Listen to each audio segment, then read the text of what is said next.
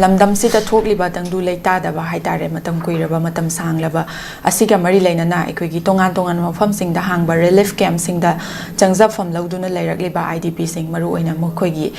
gi IDP sing amasung manipur gi praja miyamna ekhoi resettlement gi kholao se lauraklaba gi matungda ekhoi resettlement gi thabak paikhatpa gi manung channa ekhoi security yauna ekhoi gi hanjin bagi yum da hanjin bagi matang sida thilak lamaga ekhoi gi lambi dagi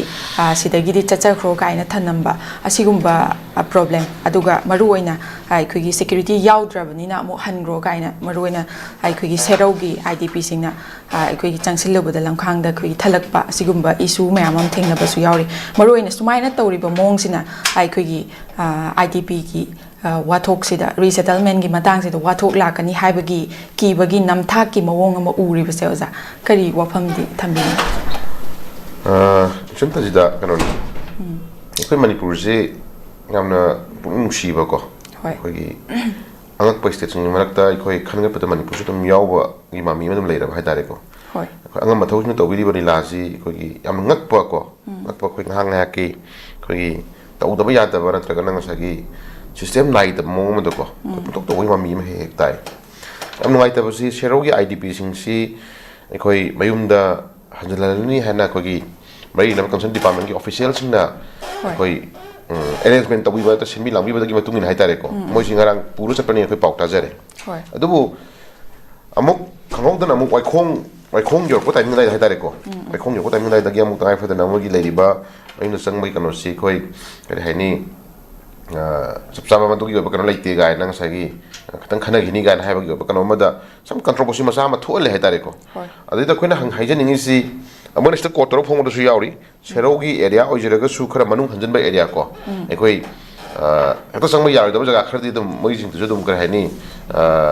sang ma ya hero hai bagi thami hai tare ko adubu IDP sing si ekhoina sai area sa khoini yeng si government na lakolai khongthang si handaki khoina IDP sing gi oiba apun bagi oiba kholau apun bagi oiba agitation am kan tawri dina ko yumda haningak pa then masagi whole family unaningak pa si ni de sara piba khoide ishona piba dum kan omane ko aduna phana ojeraga su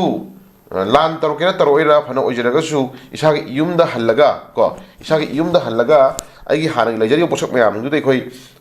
isa issue mayam tra family mayam du khoi sibra hingbra ekhoi hona jarura ge hai bagi intention ma lai je masi pra ge phari ko kholon je masi government masi ubim change bako adu den ko haijening si yam noi te ngarang ge cherogi leiba ekhoi IDP sing na mayum da halani ha matam da pharo go feelings ko harau jarang go khalon moi da le mo da mo sagi nungai jaba mayam jing do ngatang gi mar khu da mo ka dare miscommunication ha ga dra kana moi masin gi men man tan da ba ha ga sarkar gi dugumba sagi transparency leita ba ha ga dra mo gi yamna negligence ha dare ko moi na Tawas habida bana tagna moina kadai ba IDP sing da mukta moina government thawak sang yaw thok to widi ge hebase sugumon luhon masa yam jina khoida nungai hada be phawal le bako aduna government ge dugumba nungai ta thodok yam duna mayum da halani habagi nungai jaba mayum da halani habagi harau jaba mayum urani habagi ngasagi nungai jaba mayam jing do sai area sida mo ke dawre he krai ni harau budum ka thor kanda Changan lu itu si itu kisah ni habagi dia senang lakre bako. Harau juga tu kan thokre bamu unatra. Aduna sagi area sida khun hajin ngisi tajida yam no ite na government gi lebiri badu ma official government gi lebiri badu manga sagi reliable sagi mari le naba staff singina sugum banga sagi IDP jing se mai da hanjana nam honna matamda sagi makhata na controversy thokta ba makhata na pam thokta ba IDP sing khoi gi lebiri ba lanjena ba paisa sinau mayam da thamoi da nungai da mami ji tahandana bi dongta yam phadana khoi system na honna bi ga do bune bako adu honna bi da matung da ka dawre masa gi maram dam da hanjana ba masa gi maram dam da changjena ba masa mai changjena ba then sab sab magi full protection lo na pibi ga do bune bako akoi ni am nungai tri se kai no hai tar ga de se ngarang na handa ITL na ifong ba mogi protection ta wisi protection ta wi ko kari hane ta ge bu buffer zone lanjil laga ko sang posing do madui consequence to masa na pujaga do buni gai nang sai khoi mogi ITL fi kari ominga ba khoi ginja buljong hai bro kai no mogi ITL fi am sathi bani pa ba dai ne ko ginja buljong hai bro kai no to gi ni pa du na sai gi phone na du warning ta we ba ko adun haju government IDP sing je mayum da hanjan ba yare haina khala bawboda ya halani haina khala bawboda sumna ka da threat to kamu mlai ri bani na threat to kamu sing to ge khoina ꯑꯩꯈꯣꯏ ꯆꯦꯛꯁꯤꯟꯖꯅꯕ ꯑꯩꯈꯣꯏ ꯊꯋꯥꯏ ꯀꯟꯅꯅꯕ ꯂꯟ ꯊꯨꯝ ꯀꯟꯗꯅꯕꯒꯤꯗꯃꯛꯇ ꯑꯗꯨꯒꯤ ꯄ꯭ꯔꯣꯇꯦꯛꯁꯟꯗꯨꯗꯤ ꯒꯣꯔꯃꯦꯟꯅ ꯄꯤꯕꯤꯒꯗꯧꯕꯅꯦꯕ ꯏꯊꯟꯇꯗꯀꯣ ꯑꯗꯨꯅ ꯍꯧꯖꯤꯛ ꯂꯩꯔꯤꯕ ꯐꯤꯕꯝꯁꯦ ꯅꯥꯀꯟ ꯑꯅꯤꯃꯛꯀꯤ ꯃꯔꯛꯇ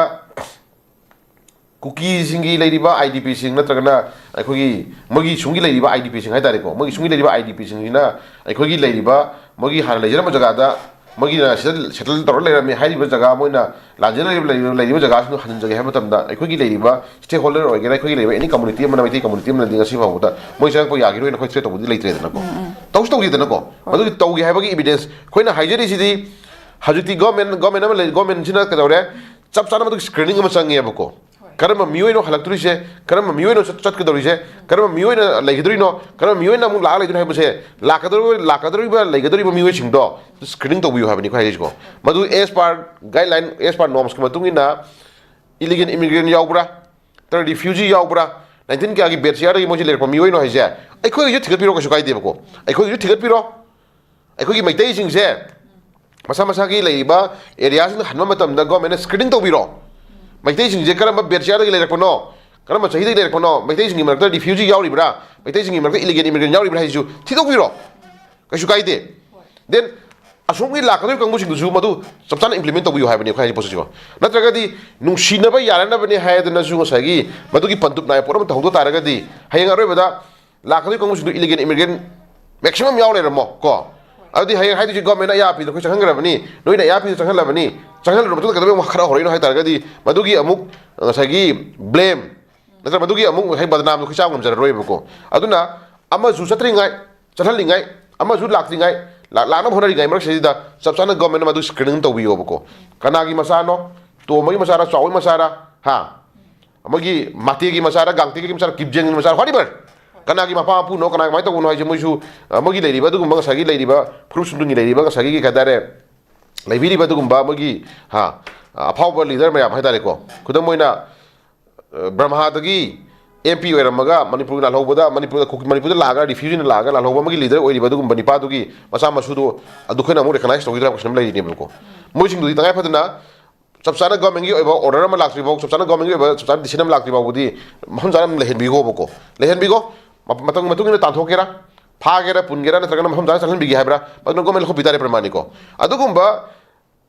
controversy leiriba miyoy singse aikoina sai area sidi sagi khana chaina bado nungsin haninga ne haidana su yana rabne haidana su pangya yana bado yakiroi bako kono tajita aduna khoi hajiningi si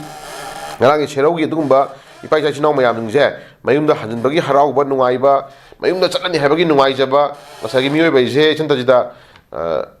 nong yugera natragana ngasagi I na kupkera natragana ute ote na kupa legera sanga ba guda masai makon haise dam ma lejaw po na mane ko ko magi nungai jaw mong da sajaraga magi nungai jaw mong da lejaraga hingma punsi do bani miyoy ba tra khoi sanga ba da nei ba thoi pan ji ba sin go punsi ba hinje ko ana khoi miyoy ba su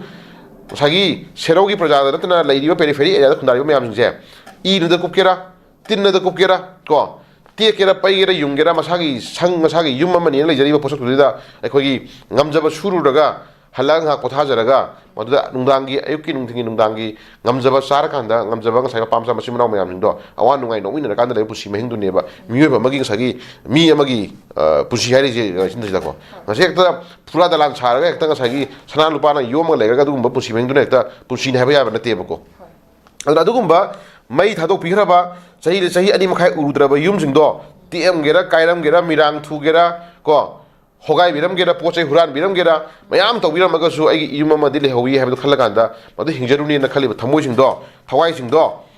government ngasi fully protection bibidana charang na bale hindana nungnang male hindana ko adagi wakhan da chamam na bale hindana mafam chana mayum mak thilaning me pam lo khoi lejai bako adna amana suna kada chalo hairakani thilba yare hairakani kangbu umna suna kada mo sagi security leitri ko changma yakiroi whatever issue masa khara da mu controversy thon badun takodi mayumna changani habagi harau joba nungai jabagi thamoi do lamghang do kedawrage khosaun hanmam phawal lebako adi government khoi to bisi kari no ha khoi sarabiri milaji kari no moine khoi ju thamoi chena nungsibagi thillagen khalibra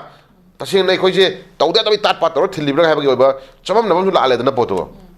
adu ngome am gi thon janing de ana manipur gi lebiri ba du gumbang sagi government gi lebiri ba khoi gi authority singna ko authorities na leiriba IDP sing maitegi particular maitegi IDP sing je masa masa gi maramdam yongno khona matamda security dagi loina hendoktana magi hingna balambi magi changa matul ke dorkani changa kana ke dogani magi lifestyle ko tori kamdori haije changma yaba sing dudi ko फजन मदु fully protection पीरकान दम हम जाना याम हराव नुंगाय हेन्ना government ना सि तरुक तौबिरखिनी government ना सिवा ngakpi senbikini गवर्नमेंट ना सिवा तौबिरखिनी हाबि थाजब दुम दै खय आसाम दा हिंगन जनिंगेबको ngarang na han dangairi ano इचन तजिदा फबकजoi khai gi तौनखि इरां खय लोसिनद्रि नत्रा aroi bi da nongmai ka फ्रेमी बम तो काpai ni फोंग ना बम तो कापखिबा मयाम दो फोंग ना मोगी आईटीएल की गिलजा बुलजांग मुजोंग हाइब्रा गिलजा बुलजांग हाइब्रा दो इनि पादुना अरे हाइनी बफर जो लासे लगपगी कोई थ्रेट तब होगल इन हेगल इन प्रमाणी को अदुना इशू में आबिन से मोई करीबा मोगी लेरिबा खोगी तोंगानबा खोगी गरवाल राइफल्स की कैप्टन थपाना नोंगा लकान तक सही के कराइनी मखाता नोंमै काफल रोय हा मखाता न खोई सेनानी प्रोटेक्शन पीगनी मयु में के हंजन में थमक तहंगनी का हाइसे कना नोंमै कापा कई दम कापीबा कापी मी तो फारबर पुलबर हाइबगी गनो दम दिखै कमेंट हंगनि लेइत्रो दम अदुगुम्बा mayumda hanjalakanda mayumda lejarakanda nungaijana leiraba punsidu da ngatang chahi ani makai waru rababuda mayumda yowi nungai baduna chahi ani makai wagi be awabdu kauthoganda makhata na father magi punsi mahinga ma hingba yarana bidongta hona jagi khalwa mikutu da amchu mung nomai kapak taragadi ekhoi je kamaina hingwa ba kusim lakhre bako adu mo mayam jingsi adu mo mayam jingsi khoi hajining adu mo mayam jingsi laiba lengak sina madu matam chana miyeng changma changi laiba lengak sina madu phajna kopna screen da changi nomai kapai mi kanano khangi कापा इबा मी कनानो कमदो उनो खंगी खंग खंगा सिबा को suspicious ने थमगांदा नोंगालगा मोय बम करी बम कापगी पोंपी pipe bomb खर fungi अदगी ID fungi गान हाम दाइनिको अदु नोंगालगा आईटीले कंगु सिंदुना थो ओनसलगा ना मैतैसिना बफर जो लांसलगा बम पुरु संगे गान हेब नाम तो दुदी मदु मोयना मोगी बसिन थीबा मोगी ओइदा पादा ngang मोगी हैबिचुअल लेयर ओइरबा को पोको यावरबा मोगी अदुगुम्बा बसिन थीबा अदुगुम्बा आईटीले की लीडर सिंग अदुगुम्बा कुकी सम मियोय खरगी लीडर सिंग दाइ प्रमाणिको पोकोदगी मसिन थीरो यावरबा अदुगुम्बा गी मियोय सिंग ngang बवा दो ngasi lei lenga khina mamu thudi pim change bako mamu thudi kan thamji maru kai na ko khina hang lei bako aduna peace lan jina tragana nushina ba lan taragadi adugumba machin thi ba oida pada ngangi ba makok bera lai kangbu singje matam chana madu gomena lakshmi change bako natragadi khoi sum thado thamagadi ko sum thado thamagadi adum nushina ba di nuwa pa jong sani natra adu lei pim je idp singi yam chamam na ba idp singi yam na Puri नुंगनांग बाहाय हायरगदी सुमाइना government की लेरिबा official सिंग को खोगी government की लेरिबा दुगु मंग सागी करायनी authority सिंगसिना मरम साद नंग सागी हे controversy मसाम थोन रजन मरम मुरकान एखोय नुंगनांग वे फावल लेबको अन यान मयक सेंगना को सेरोगी लेबिरी बाय पाइ चिनाव म्याम दु लेरिबा मागी रिलेटेड अथॉरिटी सिंग दुना गवर्नमेंट अथॉरिटी सिंग दुना हम चाना फजना गाइड तौबिरगा स्कोर तौबिरगा नत्रगना मोय फजना ngak सिनबिरगांदा मयुम योहर मदुने बखै मथौ तारि दित्रा मयुम योहर मतुंग कैदौरे मोगी नियरेस्ट एंड डियरेस्ट दुदा को अमोना नोंमै कापक्तनाबा अमोना क्राइम तौक्तनाबा दमक्ता ngakpi senbibum changi eba tamhradi ko adu ta nang sagi yaure phare ne horo ko loire gon thado maduna di phare adu crime thota ragadi amshu crime do mu kadore aikhoi na mu tawbuni natra kana aikhoi da badnam pin na mom khona bugi mami ma oiroi hadina shliti ko hoji ti ka kadore kana khangni khoi chingna yam lei ko chingna yam lei maram di sengarang han phokjoi khai gi da nongmai na kape bom na kape na session luraga center security force na session luraga da चंग कनु सिदे no हिंगम सिंजौ गायना हाइबगी वांग सांग ताबदु तापदि कना हंगनि मियो बैसे आइखोगी लेरिबा IDP सिंजे December बि बंदा हनबि यारो हाइबगी pressure म लेबनि हजललाजि मरक the बोम नुखर पखायलाजि इरांग थोलाजि अदि इरांग लेरि हायर का फोटो मु सांगदे यारो थौ तरोसि गायना सिनम मिसन यारो गनि दना चिंता जिदा कोन तजिदा को यारो म हने लेति हाइबनि दा पंजिंग चिंगनरे बखोय जदुना तसेंगना सिदि गवर्नमेंट की सब साबा मुकुचेन सेवम संगी बको तसेंगना any kind of IDPs nakani maki oi IDP sing jefam jana lehen gani khoi ngak sen to gani ana go mim ta sport thol loi ga habu je moi ne assurance bi um changi ko ana hojiti kai da roge bu chuku ma controversy ba samla throku da maram mo kan da kana khangni mi oi beise thawai irang thoning ba irang thono ba sila kada badnam pining ba badnam pina bono yi dum yara bra ha ba khoi ching da ngam tre ko aduna lady film je sherogi lady film je am ngaite aduna lady film je jinda jai khoi am kupna yema ma changi ko kupna yema ma changi aduna lady film khuding mak se khoi gi lebi ba lenga ki lebi ba du official sing authority sing thomi sing ko khoi mokchen seng na thok to om changi ma khoi na mokchen seng ba ma tan da ko chap chana thok to matung da patam da khoi lady ba issue sing ju tangai pha na khoi woro shi man la na ba gi ha dai ko khong kha mo erakani sarkar pai bi ba authority sing thomi sing na mokchen seng tra ba mogi ma thamoi da kai gum khara dum आइदि लोशनिंग में इरांग थमद्रब को अतागदि इरांग से lotion में नाइरोय को अदुम सांगदरग लेने हे मफम से मरदि अदुम खोइन खोइन उजप रमनी अदुम लाइदि film से ꯂꯩꯉꯥꯛꯀꯤ ꯑꯗꯨꯒꯨꯝꯕ ꯑꯣꯊꯣꯔꯤꯇꯤꯁꯤꯡ ꯊꯧꯃꯤꯁꯤꯡ ꯃꯄꯨꯛꯆꯦꯜ ꯁꯦꯡꯅ ꯊꯕꯛ ꯇꯧꯕ ꯑꯃ ꯆꯪꯉꯦ ꯃꯐꯝꯁꯦ ꯑꯩ ꯁꯨꯃꯥꯏꯅ ꯊꯝꯖꯒꯦ ꯑꯗꯨꯒ ꯁꯦꯔꯧꯒꯤ ꯑꯗꯨꯒꯨꯝꯕ IDP ꯏꯄꯥ ꯏꯆꯥ ꯏꯅꯥꯎ ꯃꯌꯥꯝꯁꯤꯡ ꯆꯪꯕ ꯌꯥꯗꯅ ꯆꯪꯉꯤꯕ ꯃꯌꯥꯝꯁꯤꯡꯁꯦ ꯑꯩꯈꯣꯏ ꯆꯦꯛꯁꯤꯟꯅ ꯃꯤꯠ ꯅꯥ ꯁꯤꯡꯅ ꯂꯩꯃꯤꯟꯅꯕ ꯑꯃ ꯆꯪꯉꯤ ꯕꯗꯅꯥꯝ ꯄꯤꯅꯕ ꯍꯣꯠꯅꯕꯒꯤ ꯄꯥꯔꯠ ꯑꯃ ꯗꯦꯟ ꯂꯥꯟꯗꯥꯔꯛꯅꯕ ꯍꯣꯠꯅꯕꯒꯤ ꯀ꯭ꯔꯥꯏꯝ ꯇꯧꯅꯕ ꯍꯣꯠꯅꯕꯒꯤ ꯄꯥꯔꯠ ꯑꯃ ꯑꯩꯈꯣꯏꯅ ꯊꯦꯡꯅꯗꯣꯏꯁꯤ ꯄꯥꯔꯠ ꯑꯅꯤꯅꯤ ꯀꯣ ꯃꯤꯅ ꯂꯥꯟꯗꯥꯔꯛꯑꯒꯁꯨ ꯕꯗꯅꯥꯝ ꯑꯩꯈꯣꯏ ꯆꯥꯕꯒꯤ ꯐꯤꯕꯝ ꯂꯩꯕꯅꯤꯅ ꯑꯗꯨꯅ ꯆꯪꯕꯤꯔꯤꯕ ꯁꯦꯔꯧꯒꯤ ꯏꯄꯥ ꯏꯆꯥ ꯏꯅꯥꯎ ꯃꯌꯥꯝꯁꯤꯡꯁꯨ ꯃꯤꯀꯨꯞ ꯅꯍꯨꯝ ꯁꯤꯡꯅ ꯀꯣ ꯑꯩꯈꯣꯏ ꯆꯪꯉꯦ ꯍꯥꯏꯔ ꯀꯥꯟꯗ ꯇꯣꯉꯥꯟ ꯇꯣꯉꯥꯟ ꯂꯩꯕꯤꯕ ꯅꯠꯇꯕ ꯍꯥꯏꯇꯥꯔꯦꯀꯣ ꯑꯩꯈꯣꯏ ꯆꯪꯕꯤꯔꯤꯕ ꯑꯗꯨꯒꯨꯝꯕ ꯑꯩꯈꯣꯏꯒꯤ ꯌꯨꯝ ꯀꯌꯥꯅꯣ ꯆꯪꯕꯤꯔꯤꯕ ꯌꯨꯝ ꯀꯌꯥꯅꯣ ꯌꯨꯝ ꯀꯌꯥꯗꯒꯤ ꯂꯩꯕ ꯃꯤꯑꯣꯏ ꯈꯔ ꯀꯣ ꯃꯤꯑꯣꯏ ꯈꯔꯁꯤꯡꯗꯨꯒꯤ ꯑꯣꯏꯕ ꯑꯄꯨꯟꯕ ꯀꯂꯦꯛꯇꯤꯚ ꯗꯥꯏꯇ ꯂꯧꯕ ꯉꯝꯕ ꯃꯤꯑꯣꯏ ꯈꯔꯅ ꯐꯖꯅ ꯑꯩꯈꯣꯏ ꯃꯤꯀꯨꯞ ꯅꯍꯨꯝ ꯁꯤꯡꯅ ꯂꯩꯔꯀꯥꯟꯗ ꯑꯦꯅꯤ ꯅꯣꯡꯃꯩ ꯃꯔꯨ ꯑꯃ ꯀꯥꯞꯄꯛꯄ ꯅꯠꯇ꯭ꯔꯒ ꯕꯣꯝ ꯑꯃ ꯀꯥꯞꯄꯛꯄ ꯃꯇꯝꯗ ꯃꯗꯨꯒꯤ ꯄꯣꯠꯇꯣ ꯈꯨꯠ ꯊꯤꯜꯂꯒ ꯁꯤꯅ ꯇꯧꯔꯛꯄꯅꯤ ꯍꯥꯏꯕ ꯉꯝꯅꯕꯒꯤꯗꯃꯛꯇ ꯑꯩꯈꯣꯏ ꯃꯤꯀꯨꯞ ꯅꯍꯨꯝ ꯁꯤꯡꯅ ꯌꯦꯡꯕ ꯑꯃ ꯆꯪꯉꯦꯕꯀꯣ ꯅꯠꯇ꯭ꯔꯒꯗꯤ ꯅꯣꯡꯃꯩ ꯀꯥꯞꯄꯛꯄꯁꯨ ꯆꯤꯡꯗꯩ ꯀꯥꯞꯊꯔꯛꯄꯁꯨ ꯅꯠꯇ꯭ꯔꯒꯅ ꯀꯨꯀꯤꯁꯤꯅ ꯀꯥꯞꯁꯤꯜꯂꯛꯄꯁꯨ ꯍꯧꯖꯤꯛꯇꯤ ꯑꯣꯟꯁꯤꯜꯂꯒ ꯃꯩꯇꯩꯅ ꯀꯥꯞꯄꯅꯤ ꯕꯗꯅꯥꯝ ꯇꯧꯁꯤꯜꯂꯛꯑꯦꯀꯣ ꯑꯗꯨ ꯃꯩꯇꯩꯅ ꯏꯔꯥꯡ ꯁꯥꯕꯅꯤ ꯕꯗꯅꯥꯝ ꯇꯧꯁꯤꯜꯂꯦ ꯕꯗꯅꯥꯝ ꯇꯧꯕꯒꯤ ꯍꯩꯅꯕꯤꯁꯦ ꯀꯨꯀꯤꯁꯤꯡꯒꯤ ꯃꯆꯠꯇ ꯌꯥꯎꯔ ꯂꯩꯖꯔꯕꯅꯤꯅ ꯃꯗꯨꯒꯤ ꯕꯗꯅꯥꯝꯗꯣ ꯆꯥꯗꯅꯕꯒꯤꯗꯃꯛ ꯑꯩꯈꯣꯏ ꯍꯣꯠꯅꯃꯤꯟꯅꯕ ꯑꯃ ꯆꯪꯉꯦꯕꯀꯣ ꯑꯗꯨꯅ ꯇꯉꯥꯏ ꯐꯗꯅ ꯌꯨꯝꯗ ꯆꯪꯕꯤꯕ ꯏꯆꯤꯜ ꯏꯅꯥꯎꯁꯤꯡ ꯃꯤꯀꯨꯞ ꯅꯍꯨꯝ ꯁꯤꯡꯅ ꯈꯨ ꯁꯦꯟꯅ ꯀꯣ ꯑꯩꯈꯣꯏ ꯏꯆꯥ ꯏꯁꯨ ꯃꯌꯥꯝ ꯑꯗꯒꯤ ꯏꯆꯦ ꯏꯆꯟ ꯃꯌꯥꯝ ꯏꯃꯥ ꯏꯕꯦꯟ ꯃꯌꯥꯝ ꯑꯗꯒꯤ ꯏꯆꯤꯜ ꯏꯅꯥꯎ ꯃꯌꯥꯝꯁꯤꯡꯗꯣ ꯑꯁꯣꯏ ꯑꯉꯥꯝ ꯌꯥꯎꯗꯅꯕꯗ ꯑꯩꯈꯣꯏ ꯁꯦꯟꯅꯗꯅ ꯑꯩꯈꯣꯏ ꯃꯤꯀꯨꯞ ꯅꯍꯨꯝ ꯁꯤꯡꯅ ꯂꯩꯕ ꯑꯃ ꯆꯪꯉꯤ ꯑꯗꯨꯒꯤ ꯃꯇꯥꯏꯗ ꯑꯃꯨꯛ ꯀꯩꯗꯧꯔꯦ ꯒꯣꯔꯃꯦꯟꯒꯤ ꯊꯧꯃꯤꯁꯤꯡꯒꯤ ꯃꯔꯛꯇ ꯂꯣꯏꯅꯃꯛ ꯅꯠꯆꯗꯦꯀꯣ ꯊꯧꯃꯤꯁꯤꯡꯒꯤ ꯃꯔꯛꯇꯁꯨ ꯃꯊꯃꯣꯏ ꯁꯦꯡꯗꯕ ꯀꯣ ꯃꯕꯨꯛꯆꯦꯜ ꯄꯤꯛꯄ ꯑꯗꯨꯝ ꯌꯥꯎꯔꯝꯃꯤ ꯍꯥꯏꯅꯤꯡꯉꯥꯏ ꯂꯩꯇꯦꯀꯣ ꯑꯗꯨꯅ ꯃꯣꯏꯁꯤꯡꯁꯤꯒꯤ ꯑꯣꯏꯕ ꯈꯣꯡꯆꯠ ꯋꯥꯉꯥꯡ ꯁꯉꯥꯡ ꯃꯣꯏꯒꯤ ꯕꯤꯍꯦꯕꯤꯌꯔ ꯃꯣꯏꯒꯤ ꯇꯧꯔꯛꯄ ꯅꯤꯇꯤ ꯅꯤꯌꯣꯝꯁꯤꯡꯁꯦ ꯑꯩꯈꯣꯏ ꯀꯨꯞꯅ ꯌꯦꯡꯕ ꯑꯃ ꯆꯪꯉꯦꯕꯀꯣ ꯑꯁꯤ ꯑꯅꯤꯁꯤ ꯀꯨꯞꯅ ꯌꯦꯡꯉꯀꯥꯟꯗ ꯑꯩꯈꯣꯏ ꯃꯈꯥ ꯇꯥꯅ ꯏꯔꯥꯡ ꯊꯣꯛꯂꯛꯇꯕ ꯑꯣꯏꯔꯁꯅꯨ ꯀꯣ ꯑꯗꯨꯅ ꯆꯪꯁꯤꯟꯕꯤꯔꯤꯕ IDP ꯈꯨꯗꯤꯡꯃꯛ ꯑꯁꯣꯏ ꯑꯉꯥꯝ ꯌꯥꯎꯗꯅ ꯀꯣ ꯑꯩꯈꯣꯏ ꯍꯥꯟꯅꯒꯤ ꯄꯨꯟꯁꯤ ꯃꯍꯤꯡꯗ ꯂꯥꯛꯄ ꯉꯝꯕ ꯑꯣꯏꯃꯤꯟꯅꯔꯁꯦ ꯃꯐꯝꯁꯦ ꯁꯨꯃꯥꯏꯅ ꯊꯝꯖꯒꯦ ꯊꯥꯒꯠꯆꯔꯤ ꯑꯣꯖꯥ